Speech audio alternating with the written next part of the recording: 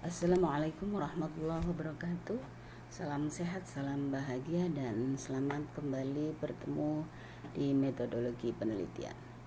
Alhamdulillah, pada kesempatan kali ini kita akan mencoba melanjutkan tentang latar belakang masalah. Banyak peneliti pemula, terutama ketika mereka sudah punya masalah, sudah punya judul, masih menghadapi masalah lagi ketika mau menyusun latar belakang masalah, mau dimulai dari mana sih, sehingga kemudian pada kesempatan kali ini secara teknis saya akan menyampaikan tentang teknik penyusunan latar belakang masalah. Nah, pada pembahasan kali ini kita yang akan dibahas ini yang pertama adalah tentang istilah latar belakang masalah itu sendiri. Kemudian apa sih sesungguhnya substansi yang ada di dalam latar belakang masalah.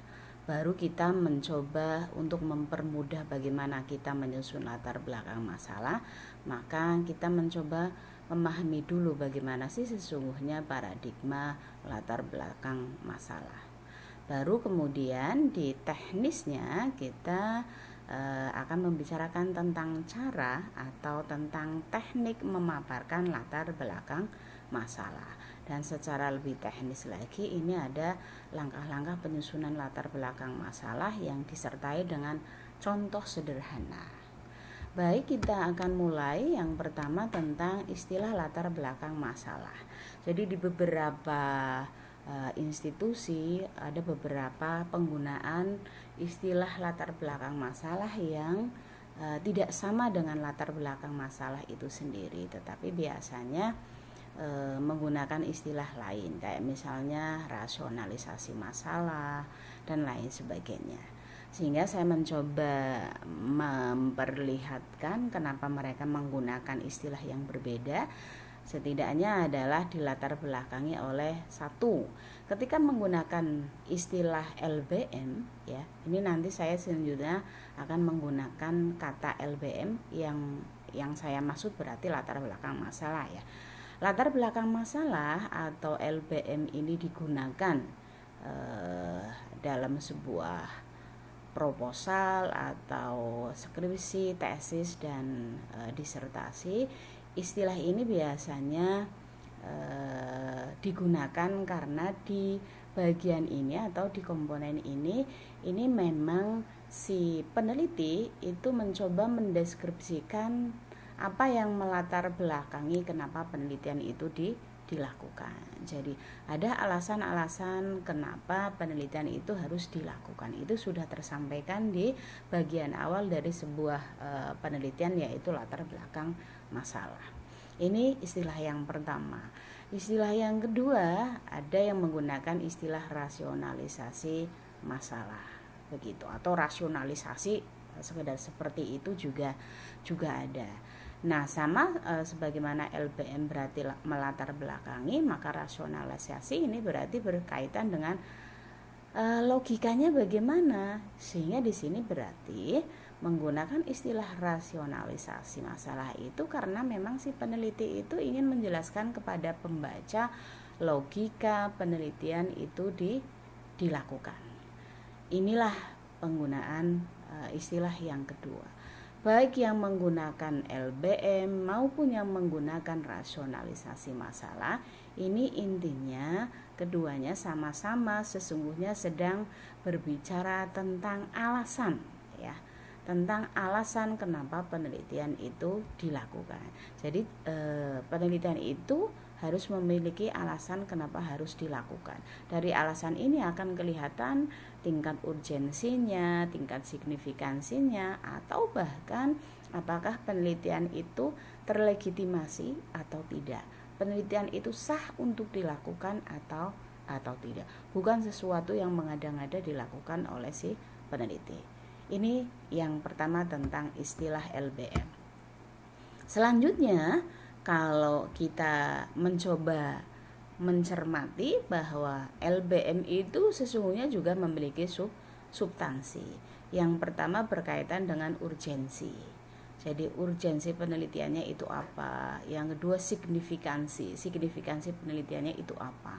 Atau yang ketiga adalah justifikasi. Kita akan mencoba melihat ketiga substansi yang ada di dalam LBM tersebut. Yang pertama misalnya adalah signifikansi.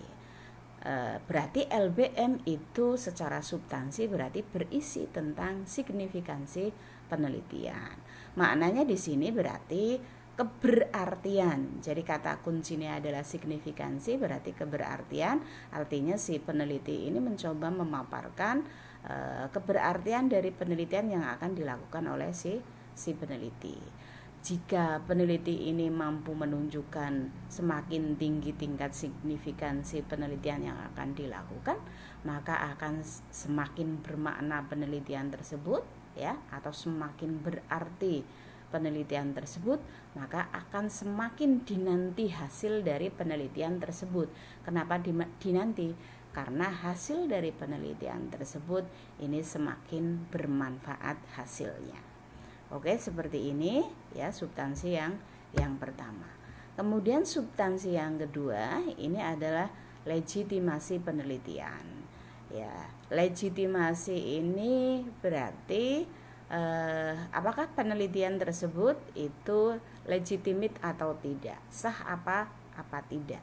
Semakin terlegitimasi sesuatu untuk diteliti, maka akan semakin bagus penelitian itu untuk dilakukan. Sebenarnya ini adalah syarat minimal sebuah penelitian. Jadi jangan sampai penelitian itu tidak berangkat dari sebuah masalah, itu artinya penelitian menjadi tidak terlegitimasi. Itu makanya kalau nanti di dalam LBM itu sebenarnya secara substansi itu ya di dalamnya sudah memperlihatkan adanya kesenjangan antara teori dengan antara realitas. Ini yang dimaksud dengan legitimasi, seperti itu. Nah, baik, yang ketiga dari substansi LBM adalah urgensi penelitian. Urgent tidak berarti ngomong penting tidaknya penelitian itu dilakukan. Kalau semakin penting penelitian tersebut, ini berarti akan semakin mendesak penelitian itu untuk dilakukan. Ini biasanya adalah menjadi level tertinggi, ya. Ada sesuatu yang mendesak apa tidak untuk dilakukan penelitian tersebut. Nah, kalau dalam review penelitian hibah, ini akan dicari urgensinya ada di mana.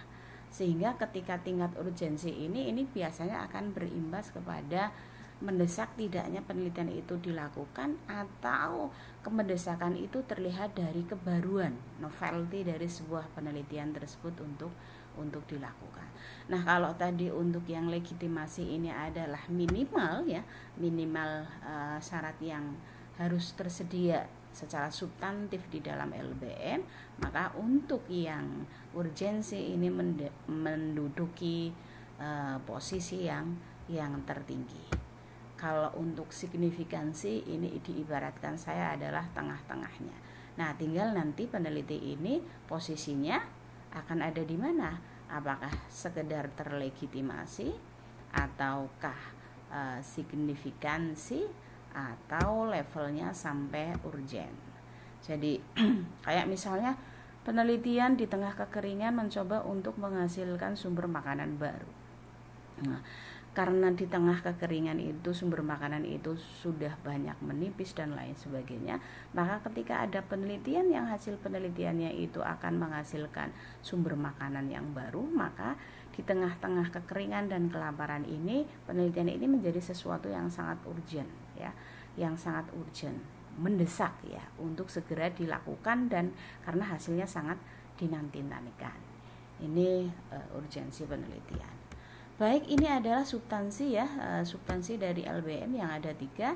Nah, kalau kita sudah mencoba memahami 3 substansi LBM tersebut, maka kalau kita bayangkan yang namanya LBM itu memiliki paradigma sebagaimana kerucut terbalik, ya, sebagaimana kerucut terbalik ini.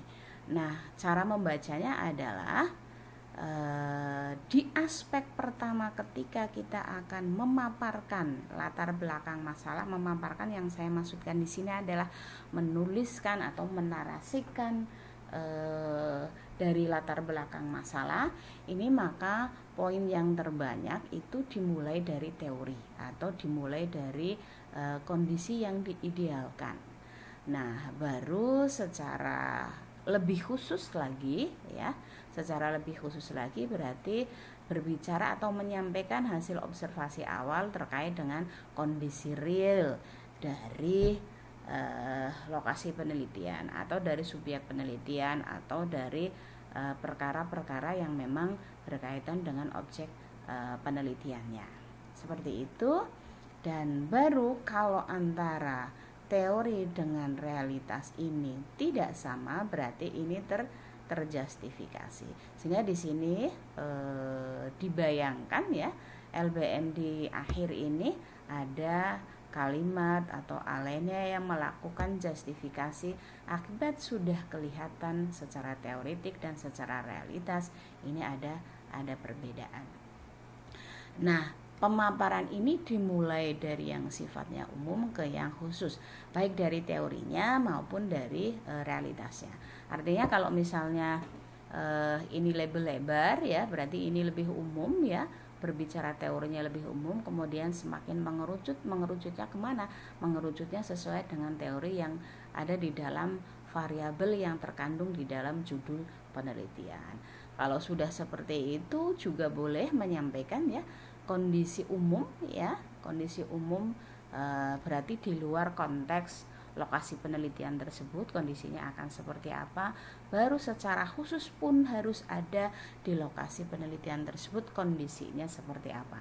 Sehingga di sini inilah pentingnya yang namanya peneliti melakukan pra penelitian atau survei awal atau observasi awal dalam rangka melakukan penangkapan terhadap fenomena yang ada di realitas yang akan dibandingkan dengan teori harus berbeda seperti itu. Nah, kalau berbeda ini berarti ada masalah. Nah, kalau sudah seperti ini berbeda berarti ini terjustifikasi. Lalu bagaimana posisinya dengan yang tadi urgent atau signifikan? Ya, posisinya ini adalah permasalahan ya, permasalahan dari kesenjangan ini nanti secara eksplisit ya, secara eksplisit akan kelihatan apakah itu urgent untuk segera dilakukan atau sekedar penting ya, atau sekedar legitimasi seperti itu. Tapi kalimatnya tetap ada di dalam alinea justifikasi. Oke, kita lihat dulu ya yang berikutnya setelah paradigma LBM. Yang berikutnya ini adalah tentang cara memaparkan LBM. Sebenarnya kalau peneliti sudah melihat paradigma LBM ini kan sudah ada bayangan ya. Sudah ada bayangan bagaimana memulai menulis, berarti dari teori yang umum yang berkaitan dengan variabel yang ada di dalam judul baru mulai perlahan secara khusus. Tapi ada kalanya, mohon maaf ya, apalagi bagi mahasiswa S1 peneliti pemula nyuwun sewu, itu kadang-kadang memulainya masih menimbulkan pertanyaan, sehingga ini ada cara atau ada teknik yang saya tawarkan, yaitu teknik memaparkan LBM. Ini saya pelah menjadi dua ya. Ada cara satu berarti cara konseptual atau istilahnya pakai bagan. Ada cara dua pakai narasi. Cara satu bukan berarti setelah membuat bagan itu sudah selesai, memaparkan LBM pakai bagan itu sudah selesai, tetap kemudian pakai bagan dulu, baru kemudian diteruskan, dituangkan dalam bentuk cara yang kedua, yaitu cara narasi, sehingga satu pasti menghajatkan yang dua. Tapi kalau cara dua, yaitu cara narasi, ini tidak memerlukan bagan-bagan dulu. Jadi si peneliti ini langsung menarasikan apa yang ada di dalam paradigma LBM tadi. Ada teori, ada realitas, baru ada justifikasi. Untuk lebih jelasnya coba akan kita lihat cara-cara tersebut ya, berkaitan dengan langkahnya. Nah, ini langkah-langkah penyusunan LBM berdasarkan caranya ya. Kita lihat cara yang pertama adalah konseptual atau secara bagan. Maka cara yang pertama ini silahkan si peneliti ini membuat bagan ya. Membuat bagan ini tentu saja sesuai dengan kebutuhan dengan paradigma ini. Paradigma ada teori, ada realitas, kemudian ada justifikasi seperti itu. Nah, kemudian bagan-bagan ini diterjemahkan dalam bentuk narasi, ya. Ini akan memudahkan sebenarnya bagi peneliti ya. Yang pertama berkaitan dengan apa yang akan dituangkan atau dinarasikan dalam LBM itu sudah dimulai dari titik awal sampai titik akhirnya itu sudah diketahui dari awal. Jadi sehingga ketika dia secara teknis menarasikan kemudian ada gangguan ya, gangguan itu kan bisa berbagai macam ya. Nah, maka ketika dia berhenti menarasikan, dia sudah tahu ada di posisi bagian yang mana.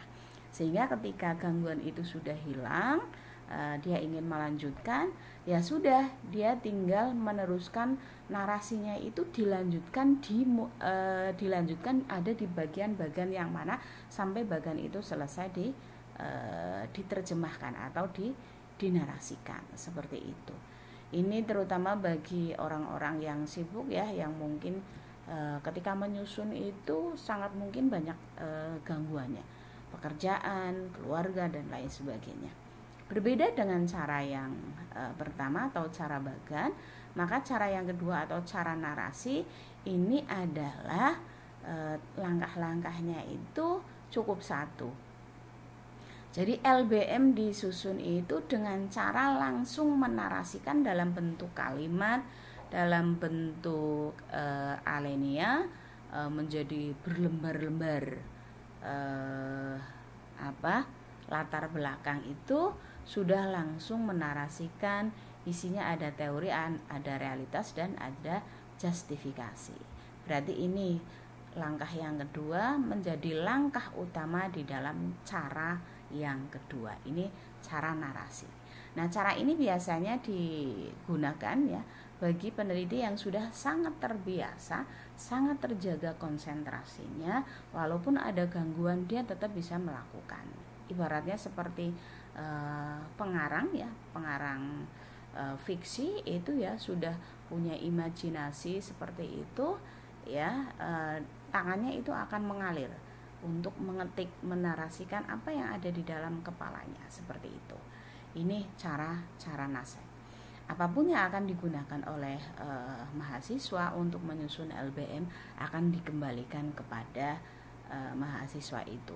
Silahkan boleh langsung narasi walaupun menjadi pemula, atau pakai bagan dulu baru dinarasikan. Karena tidak mungkin juga, bukan tidak mungkin ya, ketika pakai cara bagan walaupun tadi relatif aman, ketika ada gangguan bisa kembali memulai lagi atau meneruskan. Tetapi ada yang menjadi permasalahan, biasanya membuat bagannya saja itu sudah mengalami kesulitan. Jadi boleh langsung menggunakan cara narasi. Baik, mudah yang mana, walaupun tadi saya sudah menyampaikan apa yang menjadi kelebihan dari masing-masing cara memaparkan LBM atau cara membuat LBM. Kita akan coba lihat ya. Akan coba lihat cara yang pertama dengan contohnya. Ya, misalnya ini cara yang pertama adalah pakai bagan. Jadi ini saya visualisasikan, ini ada bagan ya. Ada bagan. Yang atas ini menggambarkan kondisi teoritik atau kondisi realitas, kondisi idealitas ya. Nah, kalau yang di bawah ini bagan menunjukkan kondisi realitas. Seperti itu. Kalau ini dengan ini berbeda, ya ini berarti tidak sama, berarti ini ada masalah. Kita akan lihat misalnya di sini saya menggunakan contoh judul penelitiannya adalah pengaruh ketepatan media belajar terhadap prestasi belajar titik-titik dan seterusnya ya. Ini ya. Saya hanya ingin konsentrasi kepada contoh teori yang diperlukan. Berarti kita lihat di sini ya, variabelnya ini ada dua, yaitu ketepatan media belajar, kemudian yang kedua ada prestasi belajar. Tentu saja kalau ngomong media belajar ini berarti nanti akan spesifik media belajar apa ya, karena ini sifatnya masih umum, maka saya juga akan menyampaikan secara umum. Otomatis media belajar apa, maka prestasi belajarnya juga apa. Jadi sangat khusus ya, seperti itu. Kita lihat karena variabelnya ada dua ya, variabelnya ada dua, yaitu tentang media belajar sama tentang prestasi, maka posisinya di sini ya. Ini prestasi belajar ya. Prestasi belajar ini adalah teori yang kedua. Kemudian media belajar, dalam hal ini lebih spesifik lagi ngomong medianya ini berkaitan dengan ketepatan media belajarnya. Ini ada di sini. Nah, maksud saya yang penting dua variabel, teori dari dua variabel yang ada di dalam judul itu sudah harus tersedia teorinya. Ada di sini dan ada di sini. Tetapi karena tadi paradigmanya ini adalah besar kemudian mengecil, dari umum kemudian khusus, maka peneliti boleh memulai dari teori yang sifatnya umum ya. Misalnya saya akan mengambil faktor ya, faktor yang mempengaruhi prestasi belajar atau faktor yang mempengaruhi keberhasilan belajar. Nah, di sini berarti saya menggunakan teori tersebut yang terbelah menjadi dua kelompok besar, yaitu ada faktor internal ya, ada faktor eksternal. Faktor internal ini berkaitan dengan apa yang ada di dalam diri si peserta didik, sedangkan eksternalnya adalah yang ada di luar. Kayak misalnya di sini nanti dijelaskan faktor internal itu kayak tingkat kecerdasan, kemudian keboringan dan lain sebagainya. Tapi kalau faktor eksternal ada guru, ada metode ya, ada sarpras, termasuk di dalamnya ada media ya. Ini sebagai faktor internal dan eksternal. Nah, keberadaannya ini akan berkontribusi atau memberikan pengaruh terhadap terbentuknya prestasi belajar. Nah, prestasi belajar itu kan yang diidealkan itu maksimal.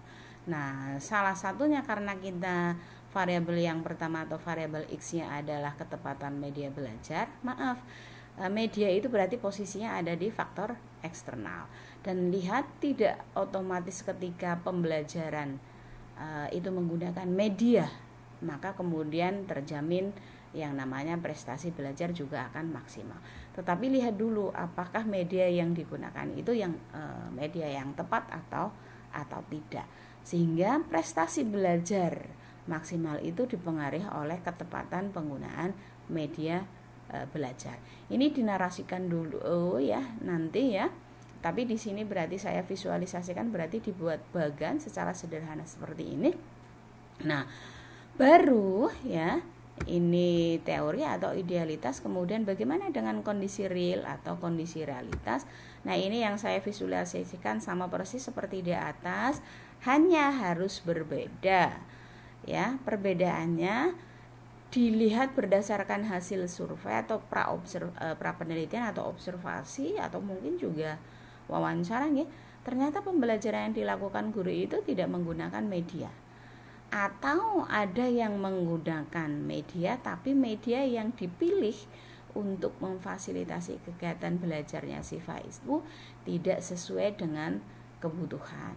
Sehingga ketika guru melakukan evaluasi ya, prestasinya itu belum optimal ya, bahasanya belum optimal, banyak yang rendah, jadi banyak yang di bawah KKM yang sudah ditentukan oleh guru. Nah, ini kata kuncinya prestasi belajar belum optimal, padahal di sini prestasi belajarnya adalah optimal atau maksimal. Nah, ini kan berarti tidak sama. Nah, kondisi inilah tidak sama ini berarti ada kesenjangan antara teori atau antara harapan dengan kenyataan. Inilah yang disebut dengan masalah. Kalau mampu melakukan membuat bagan seperti ini, maka ini berarti sudah terbaca adanya masalah. Berarti LBM-nya terjustifikasi atau terlegitimasi. Baik, ini contoh sebagai cara yang pertama atau contoh bagan. Nah, kalau menggunakan contoh bagan berarti kan kemudian divisualisasikan lewat narasi. Maaf, maksud saya dinarasikan. Nah, karena ini untuk latihan, kondisi teori ini silahkan ya dinarasikan cukup dalam satu alinea. Nanti kalau di pembuatan yang sesungguhnya boleh menggunakan. Baik, kita lanjutkan ya. Ini berarti narasi. Nah, maka narasi untuk kondisi teori seperti ini.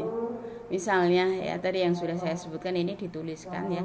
Terbentuknya prestasi belajar yang optimal dipengaruhi oleh beberapa faktor, baik itu faktor internal maupun faktor eksternal. Saya lanjutkan ya, mohon maaf tadi ada background suara. Nah, variabel kedua di kalimat ini, melalui penggunaan media pembelajaran yang tepat dalam PBM, maka akan membantu siswa mencapai tujuan pembelajaran secara optimal sehingga prestasi belajar yang optimal terwujud. Ini sudah menggunakan teori punyanya siapa. Di sini juga sebenarnya sudah menggunakan teori ya. Ini nanti kalau untuk latihan seperti ini, tapi nanti kalau untuk membuat LBM yang sesungguhnya itu ini di pecah-pecah ya sampai beberapa alinea atau beberapa lembar atau halaman. Nah, alinea yang kedua berarti merepresentasikan dari realitas. Jadi bagian yang di sini ini sebagai realitas, ini kemudian diterjemahkan dalam narasi seperti ini. Berdasarkan observasi awal pada tanggal sekian di sekolah mana, misalnya seperti itu. Saya lanjutkan, maka diteruskan ya di sini bahwa pembelajaran matematika materi bangun datar itu tidak menggunakan media pembelajaran. Ini tentang bangun datar, ini kan harus menggunakan media. Sehingga setelah dievaluasi perolehan nilai hasil belajar siswa banyak yang di bawah KKM dan seterusnya. Ini berarti ngomong kondisi realitas di sekolah di mana sekolah tersebut dijadikan sebagai lokasi penelitian. Nah, kemudian alinea yang ketiga ya, ini berarti tentang justifikasinya di sini ya. Kalau di bagian ini berarti teridentifikasi ada masalah, maka kalau di narasinya adalah kalimat justifikasi. Ya, alinea ketiga, berdasarkan latar belakang tersebut maka penelitian dengan judul titik-titik ya sesuai dengan judul masing-masing penting untuk dilakukan agar titik-titik. Nah, ini kalimat justifikasinya kan penting. Ya.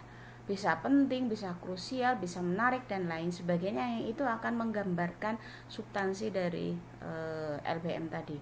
Apakah menduduki yang tertinggi yaitu urgent, atau yang kedua yaitu signifikan, atau setidaknya itu adalah legitimasi. Ini contoh ya, bisa dikembangkan menjadi berlembar-lembar halaman.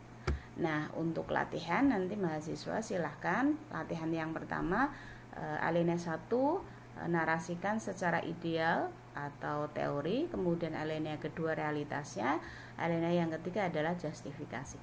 Di realitas karena ini untuk latihan mungkin tidak harus observasi ke sumber primernya ya, boleh dengan melakukan penangkapan di sumber sekunder terhadap dokumen, berita-berita dan lain sebagainya. Untuk latihan adalah seperti itu. Nah, demikian cara menyusun latar belakang masalah. Semoga membantu. Terima kasih. Sekali lagi mohon dimaafkan. Assalamualaikum warahmatullahi wabarakatuh.